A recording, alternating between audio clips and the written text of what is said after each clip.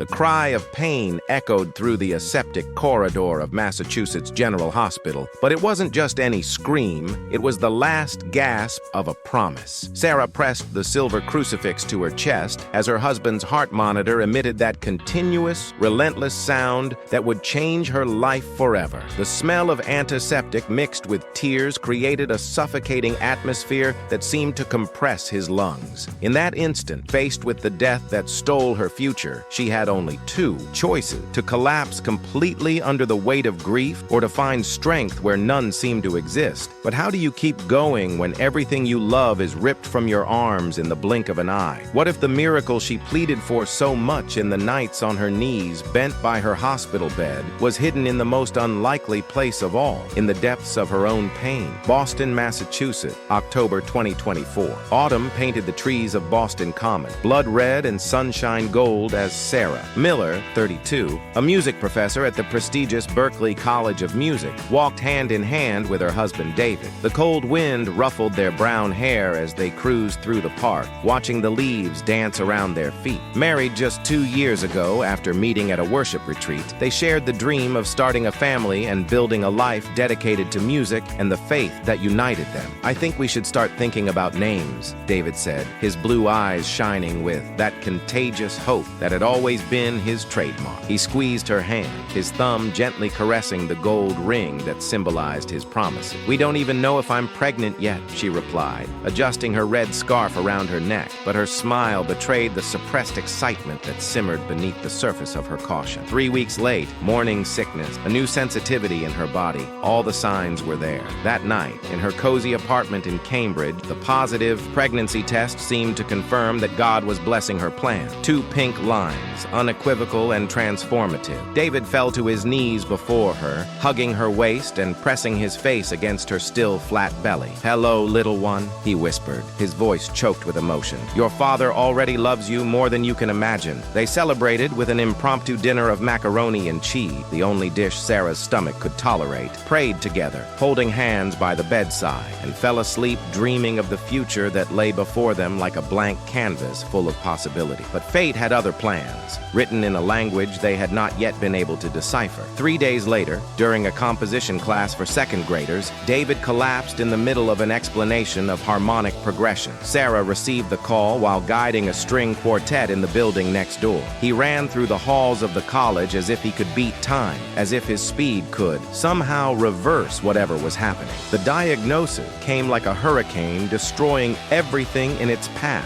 acute myeloid leukemia at an advanced stage. The words of the oncologist, Dr. Richardson, a middle-aged man with gentle eyes hidden behind thin-framed glasses, fell like stones on the tranquil lake of their lives. "How long?" Sarah asked, sitting in the hard plastic chair in the consultation room, her voice barely audible as she held David's hand so tightly that her fingers turned white. "No treatment. A few weeks. With aggressive treatment, maybe a few months. I'm sorry." The doctor removed the glasses, rubbing the bridge of his nose. The disease progressed silently for months before manifesting symptoms. "The blasts have already compromised more than 80% of the bone marrow." Sarah's world collapsed like a house of cards. The white walls of the office seemed to close in on her, the air thinning. How could God allow this? Give them the joy of a pregnancy and then rip David out of their lives? What divine plan could justify such cruelty? The next few weeks were a blur of hospitals, chemotherapy, and desperate prayers. Sarah divided her time between the classes she had to teach to maintain her health insurance and the long hours at David's bedside, watching the poisonous liquids that promised healing drip into her veins as he grew paler,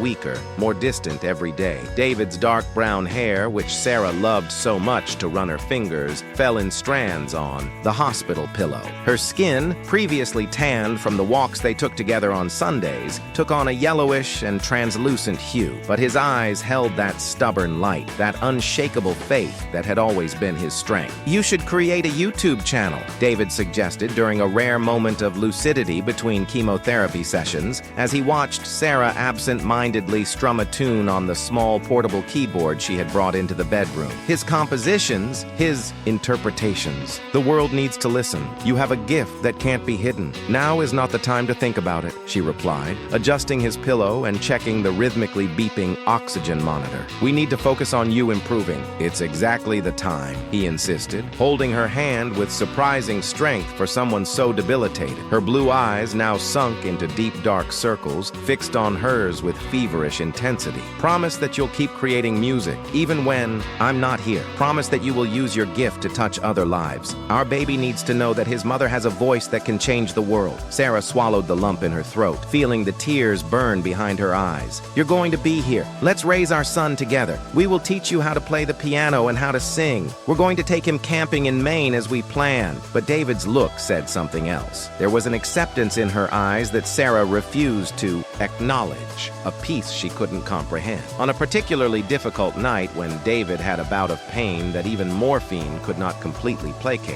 Sarah took refuge in the hospital's small chapel. The place was empty at that late hour, lit only by a few votive candles that fluttered on the altar, creating dancing shadows on the stone wall. Sarah knelt on the worn wooden bench, her body trembling with silent sobs that seemed to tear through her chest. His hands, always so sure when playing the piano, now trembled uncontrollably as he tried to put his fingers together in prayer. "Why?" she whispered to the altar, her broken voice echoing in the empty space. "Why give us hope only to destroy it? Why put one life inside me while taking another? Where are you now, when we need it most?" The silence of the chapel seemed to mock his faith. The shadows of the candles danced like specters on the walls, and the crucifix hanging above the altar seemed distant and indifferent to their suffering. Sarah felt something break inside her, that unshakable trust she had always had in a loving, present God, that assurance that everything works together for the good of those who love God. That same night, she fell asleep in the armchair next to David's bed, exhausted from crying. He woke up to a nurse shaking his shoulder, the woman's face a mask of professional urgency that barely disguised compassion. "Mrs. Miller, you need to come quickly. Your husband is having a complication." David was having internal bleeding, a consequence of aggressive chemotherapy in an already fragile body. The doctors worked frantically around him, but the look they exchanged when she entered the room said it all. There was nothing else to do. "Sarah," David called, his voice barely audible under the oxygen mask, his eyes searching for her in the jumble of white coats and medical equipment. "Sing for me, one last time." With tears streaming down her face, staining the navy blue blouse she had been wearing for 2 days, Sarah approached the bed. She took hold of David's hand, so cold now, so different from the warmth she had always emanated, and began to sing softly a song of worship they both loved, about the eternity of God's love and his faithfulness that transcends human comprehension. As he sang, his voice gaining strength despite tears, David's heart monitor began to slow down. The beeps became more spaced, weaker, until finally they were replaced by that continuous, relentless sound that heralded the end. He was gone, taking with him a part of Sarah that she feared she would never regain. The following days were a slow-motion nightmare. The funeral in the small Baptist church where they had been married just 2 years earlier, now decorated with white lilies instead of the red roses from their wedding. The empty condolences of well-meaning people who had no idea of the depth of their loss. The all-too-quiet apartment where every object, David's guitar in the corner of the room, his sheet music strewn across the piano, his favorite sweatshirt still hanging on the bathroom door, was a painful reminder of his absence. Sarah distanced herself from everything, from the church they attended, from the friends who tried to comfort her, even from the music that had always been her refuge. She took a leave of absence from college, citing pregnancy complications, unable to face the classrooms where she and David had shared so much of their lives. "God gave you a gift," her mother said on the phone, calling from Seattle where she lived with her new husband. "This baby is a piece of David that will live on. You need to be strong for him now." But Sarah couldn't see it that way. Every movement of the baby in her womb, every little kick or twist, was a painful reminder of what David would never know, of the first words he would never hear, of the birthdays he would never celebrate. One night, almost a month after the funeral, Sarah finally sat down at the piano that had remained closed since David's death. Dust had gathered on the polished lid as a visual metaphor for the state of his soul. His fingers played a few dissonant notes, reflecting the chaos in his heart. "I can't do this alone," she whispered into the emptiness of the apartment, her voice breaking in the oppressive silence. I don't know how to go on, David. I don't know how to be a mother without you by my side. I don't know how to believe in a God who allowed this. That's when he noticed David's laptop on the shelf next to the piano. She hadn't touched him since he fell ill, respecting his privacy, even in death. But something impelled her to open it that night. The screen lit up, revealing the wallpaper. A photo of the two of them in the Grand Canyon. Wide smiles and bright eyes of someone who has their whole life ahead of them. Sarah found a folder titled, "For Sarah and Our Miracle." Inside, dozens of videos recorded by David during chemotherapy sessions. Messages for her and the baby to come. With his heart racing and his hands trembling, he clicked on the first file. "Hi, my love," David said in the video, visibly weak, with a woolen cap covering his bald head, but smiling that smile that always lit up his eyes. "If you're watching this, it means I'm not there physically anymore. First, I want you to know that I don't regret any time we spent together. Every second was worth it. Second, I want you to know that my love for you two is eternal. Like that song you always sing,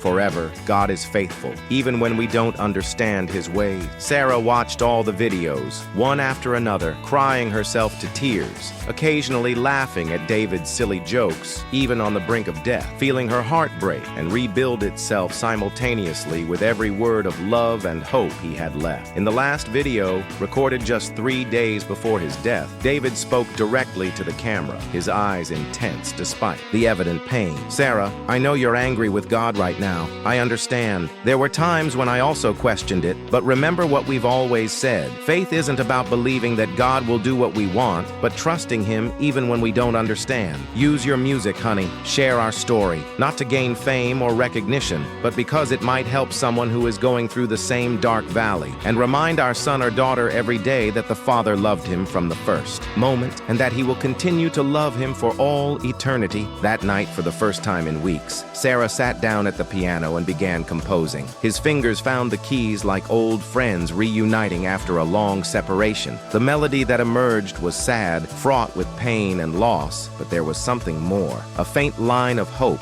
woven into the notes, like the first rays of sunshine after a devastating storm. Impulsively, he set his phone to record and played the composition from start to finish, letting his emotions flow through the music in a way that words could never express. When he finished, he looked at the recording and thought of David's words about creating a YouTube channel, about sharing his journey. "If you like this song, please subscribe to the channel," she mechanically told the camera, following advice from a tutorial she had watched years ago when she was briefly considering sharing her compositions online. "It's my first composition since," her voice cracked, her eyes watering again, "since I lost my husband to cancer. I'm 4 months pregnant with our first child, and I'm trying to find a way through this darkness." Without thinking too much, without giving herself a chance to reconsider, she uploaded the video to YouTube with the simple title, "To David, a Farewell in Notes." Then she turned off the computer and went to sleep, emotionally and physically exhausted, one hand resting protectively on her slightly rounded belly. The next morning, he woke up to his phone vibrating incessantly. Confused and still sleepy, she checked the notifications and almost dropped the device. The video had thousands of views and hundreds of comments, people from all over the country and even from other countries, sharing their own stories of loss, pain, and, surprisingly, hope. "Your music found me on the darkest night of my life. I lost my daughter 2 weeks ago and thought I would never be able to breathe again. Thank you for showing me that I'm not alone. I lost my wife 3 months ago and couldn't find words to express my grief until I heard her music. It's like you've translated my heart into notes. Please continue to share your journey. Your courage in showing your vulnerability is exactly what this world needs. We are all praying for you and your baby." Sarah was paralyzed, sitting on the edge of the bed, the phone shaking in her hand. How could her raw, exposed pain touch so many people? How could something so personal and devastating create bridges between her and complete strangers? Over the next few weeks, Sarah began recording more music, some original, born of her sleepless nights and days of quiet contemplation, others covers of worship songs she used to sing with David at Sunday services. Each video ended with a brief glimpse of her journey, a small fragment of her life that she offered to the world,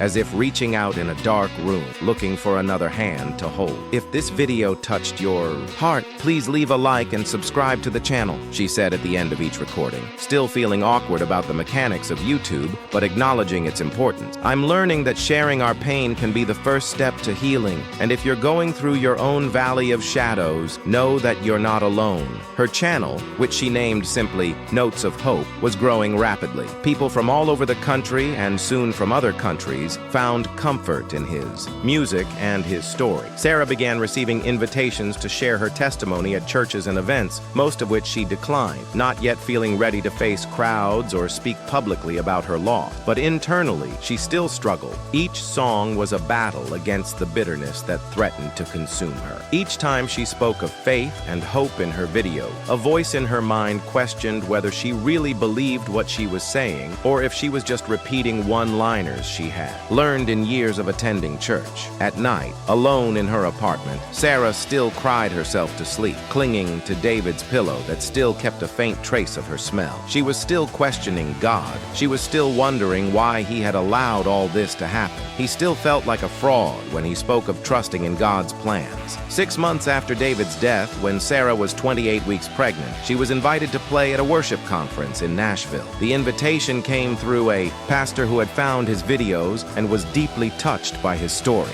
"Your music and your testimony could bring healing to so many people," he wrote in the email. "I know it must be hard, but sometimes God uses our deepest wounds to heal the wounds of others." Sarah was hesitant. It would be her first public performance since the tragedy, and her baby would be born in just 2 months. Her belly was already prominent, making it difficult to even sit comfortably at the piano. Moreover, the idea of speaking about her faith in front of hundreds of people when she herself was still struggling with so many doubts seemed almost hypocritical. "I don't know if I'm ready," she confessed to the camera in one of her weekly vlogs, sitting on her couch with a cup of chamomile tea in her hand. "But something inside me says I need to go, that maybe this is the next step in the journey that David wanted me to take. If my story can help someone find light in the darkness, well, that would make some sense of all this, wouldn't it? Oh, and don't forget to turn on notifications to follow along with me. Every comment from you has been a balm to my broken heart." After much pondering and praying, yes, she still prayed. Even when she felt her words hit a concrete ceiling and came back unanswered, Sarah accepted the invitation. He flew to Nashville with a heart heavy with apprehension,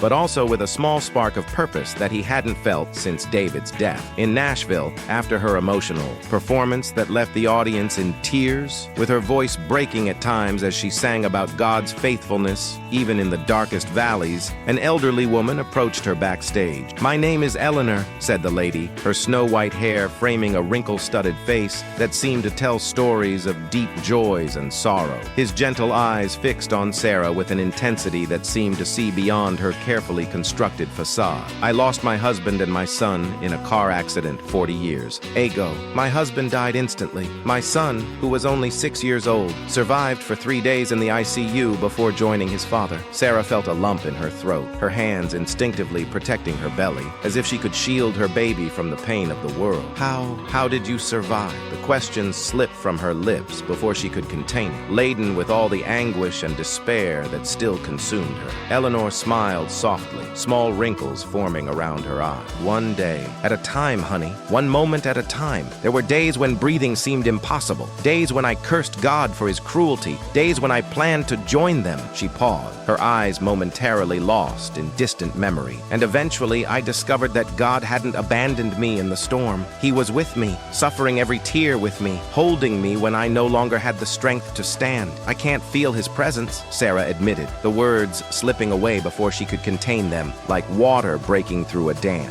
"I talk about faith and hope in my videos because it's what people expect to hear. It's what brings them comfort. But sometimes when I'm alone, I feel like a fraud." "Faith is not a feeling, honey," Eleanor replied, holding her hands with a firmness surprising for someone her age. "It's a choice we make even when our feelings scream otherwise. It's putting one foot in front of the other when all we want is to lie down and give up. It's trusting that in some way we can't comprehend right now, it's all part of a bigger plan." Those words struck Sarah like lightning, illuminating dark corners of her soul that she had avoided exploring. All her life, she had equated faith with positive emotion, the sense of peace during worship, the comfort in prayer, the joy in times of fellowship. But what if true faith were something deeper, more resistant? What if it was precisely in moments of doubt and despair that faith revealed itself in its purest form?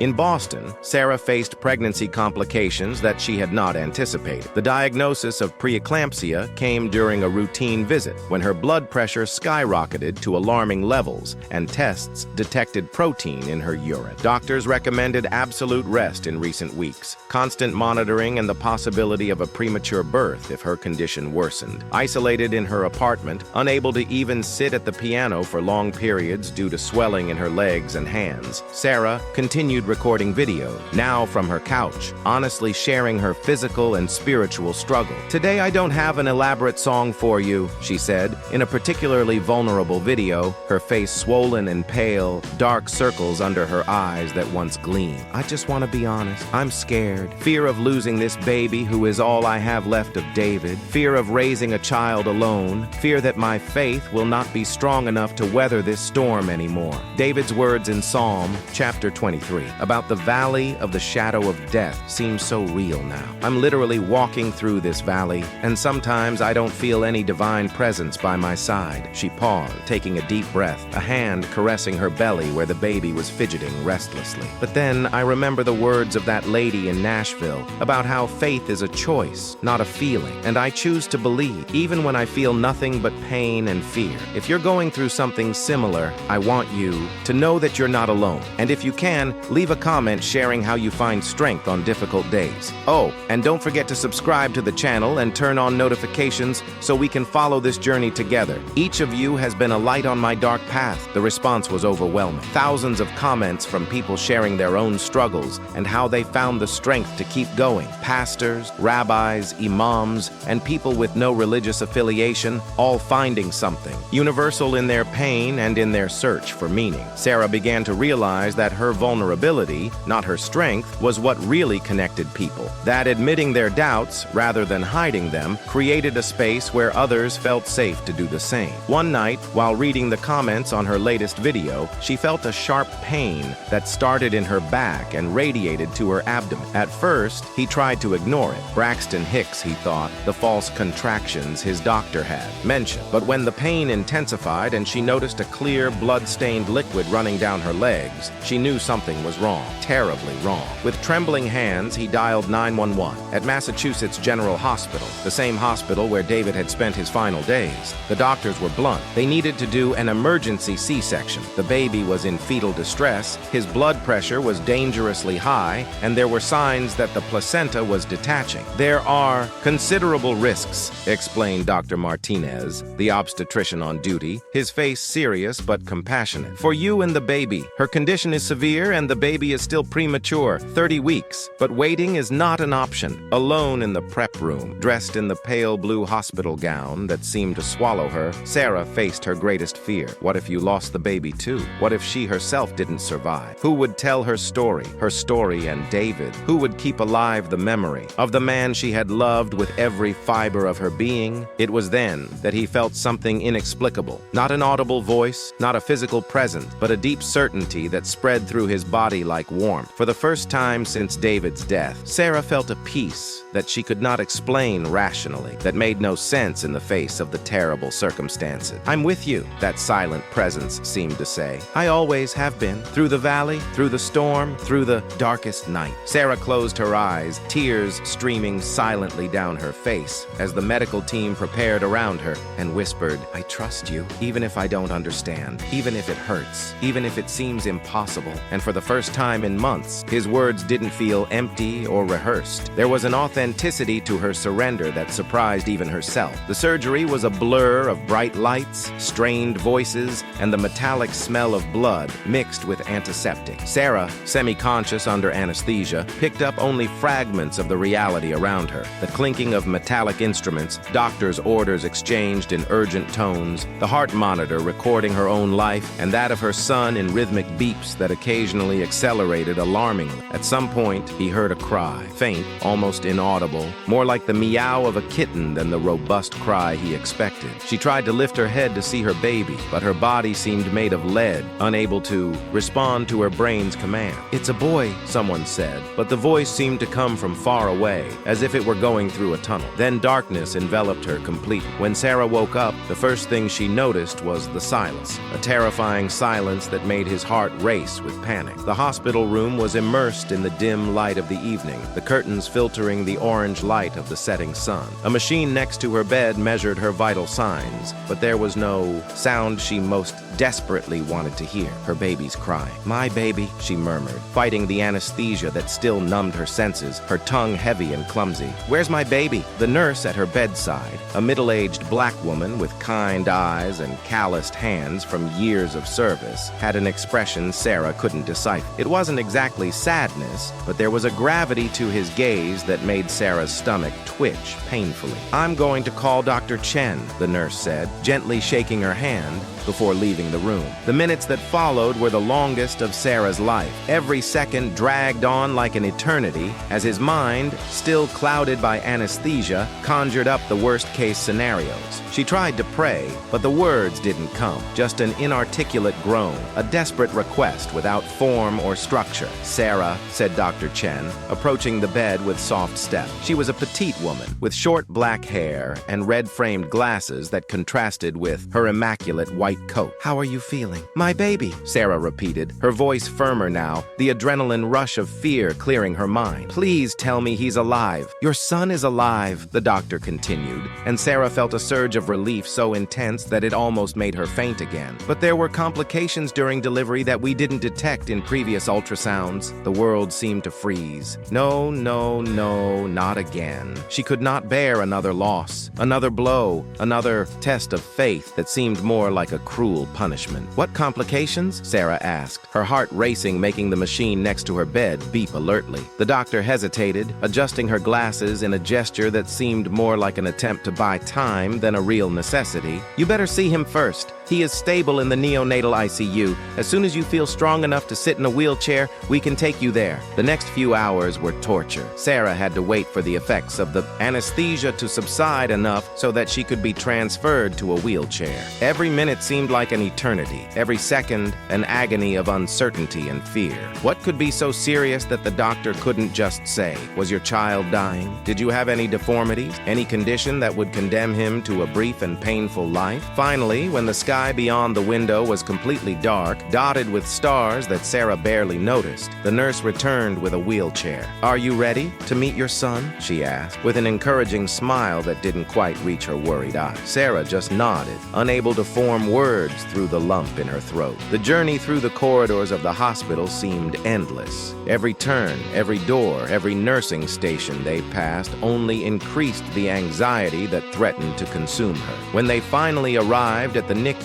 Sarah had to undergo a ritual of sanitization, washing her hands, putting on a sterile gown, covering her hair, all with painfully slow movements due to the stitches from the C-section that pulled on her skin with every movement. When they brought the small package, placing it carefully in her trembling arms, Sarah saw immediately what the doctor meant. Her son, her and David's son, had been born with a physical trait that would change their lives forever. The right side of his face had a significant malformation, which doctors would later explain was a rare form of facial cleft that affected not only the lip and palate, as in the most common clefts, but extended to the right eye and ear. But what really surprised her was not the baby's condition. It wasn't the small, asymmetrical face, nor the tubes and monitors connected to his tiny body. That's what happened when she held him for the first time, looked into his eye, one perfect blue like David, the other partially closed by the malformation, and saw something that took her breath away. In those uneven eyes, one open and bright, the other almost closed but still noticeable, Sarah saw the same determined, lively look she had always admired in David, the same light, the same stubborn force that defied circumstances. And when the little baby, against all medical expectations for a 30-week premature baby with his conditions, grabbed her finger with surprising force, Sarah felt something awaken inside her, something that had been dormant since David's death. Hope.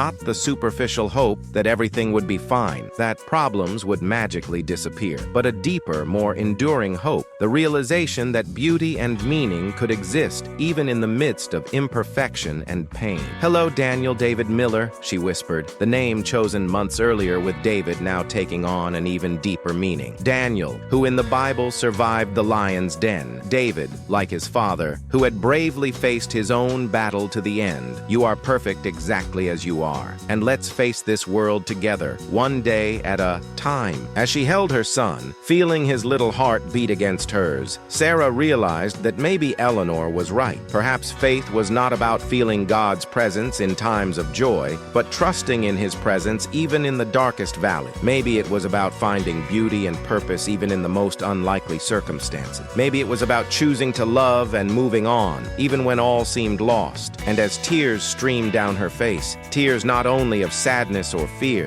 but also of a love so intense it didn't seem to fit in her chest, Sarah felt something she didn't expect to feel again so soon. Gratitude. Gratitude for the imperfect little miracle in your arms. Gratitude for the people his music had touched. Gratitude even for the pain that, in some mysterious way, had become a conduit to something greater than herself. "Your story is just beginning," she whispered to Daniel, who now slept peacefully in her arms, oblivious to the challenges that awaited him. "And I promise it will be a story of love, courage, and hope. Your dad would be so proud of you, so proud." What Sarah didn't know, as she cradled her son in the NICU that night, was that her journey of faith and music was about to take a turn she could never have imagined. That little Daniel, with his asymmetrical face and unwavering determination, would become a symbol of hope for millions of people around the world. That her story, David's, and now Daniel's, was just beginning to unfold into a testimony to how beauty can be born from the ashes, to how light can shine most brightly in just the deepest darkness. What Sarah didn't know was that by looking into her son's eyes and choosing love over fear, she had taken the first step on a journey of transformation that would echo far beyond her own life. What will happen when Sarah takes Daniel home